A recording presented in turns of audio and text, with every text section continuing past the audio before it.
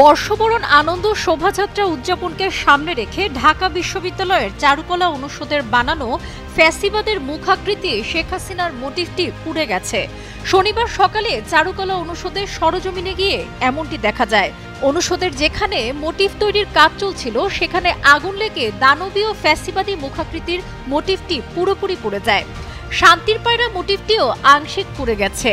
এদিকে যারা এই ঘটনার সঙ্গে জড়িত তাদের প্রত্যেককে দ্রুত আইনের আওতায় আনা হবে বলে কঠোর হুঁশিয়ারি দিয়েছেন সংস্কৃতি উপদেষ্টা মোস্তফা সরোয়ার ফারুকী।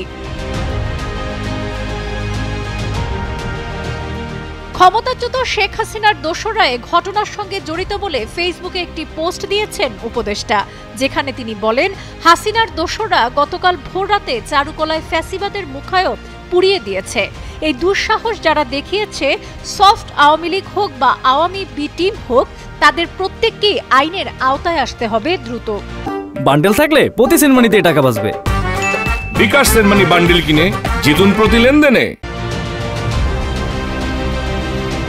শোভাযাত্রার ঠিক আগ মুহূর্তে ফ্যাসিস্ট হাসিনার মুখায়ব পুড়িয়ে দেওয়া হলেও শোভাযাত্রাকে আরো বেশি তাৎপর্যপূর্ণ হবে বলে জানিয়েছেন ফারুকী। তিনি বলেন, এই শোভাযাত্রা থামানোর চেষ্টায় আওয়ামী লীগের হয়ে যারা কাজ করছে, আমরা শুধু তাদেরকে আইনের আওতায় আনবো তা না, আমরা নিশ্চিত করতে চাই এবারের শোভাযাত্রা যেন আরো বেশি তাৎপর্যপূর্ণ হয়।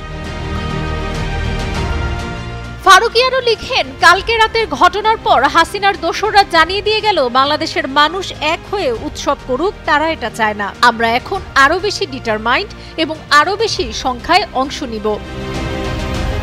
বর্ষবরণের শোভাযাত্রায় ফ্যাসিবাদের বিকট মুখ না রাখাই ভালো হবে, ফেসবুকে এমন মতামতকে গুরুত্ব দেওয়া হচ্ছিল জানিয়ে ফারুকী বলেন, গত কিছুদিন জুলাই আন্দোলনের পক্ষের অনেকেই বলেছিলেন এবারের শোভাযাত্রা সবচেয়ে অন্তর্ভুক্তিমূলক ও ভিন্ন রকমের হচ্ছে।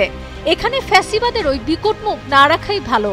আমরাও সব রকমের মত নিয়েই ভাবছিলাম, বিশ্ববিদ্যালয় কর্তৃপক্ষের মত জানার চেষ্টা করছিলাম, কিন্তু কালকের ঘটনার পরে দানবের উপস্থিতি আরো অবশ্যম্ভাবী হয়ে উঠল।